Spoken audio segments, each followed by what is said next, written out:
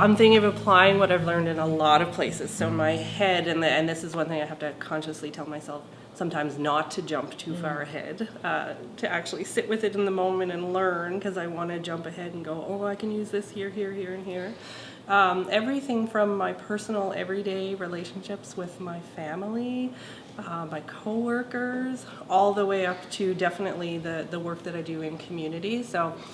I'm working with the Antigonish Poverty Coalition, and we're calculating a living wage.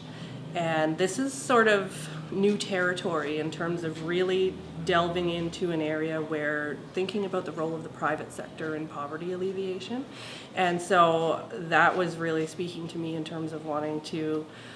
understand how I could better engage in those conversations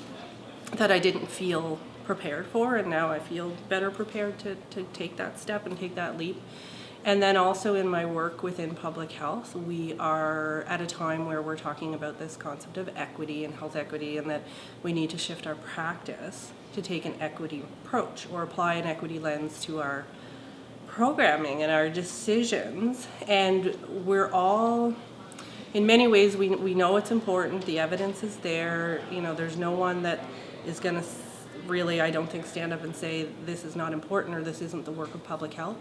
but we don't know how to do it, and we don't know how to make that shift in practice. And so I'm working with a group that's trying to, we started with this objective of looking at how can we take tools to support practitioners to take an equity approach and bring those to practitioners. And then we just came to this place of understanding that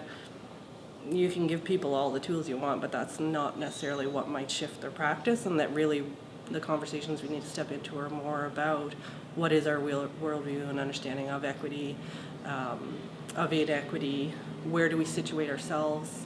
in terms of our role as health professionals in that picture, and how does that then show up in how we practice. I would tell someone else who's thinking about taking part to do it. So if if it's at all intriguing you, then you're gonna benefit from this program. Like you get the space and the time to really explore in a comfortable, safe setting, and where you can really think and have that space to reflect. And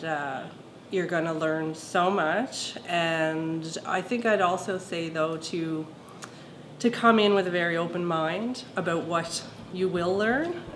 because I think I held expectations for what I would get out of this that I then realized, oh, that was not really, that was a bit ridiculous to think that was going to happen. So being willing to kind of trust that you're going to be taken down a good journey, and we absolutely were taking down a really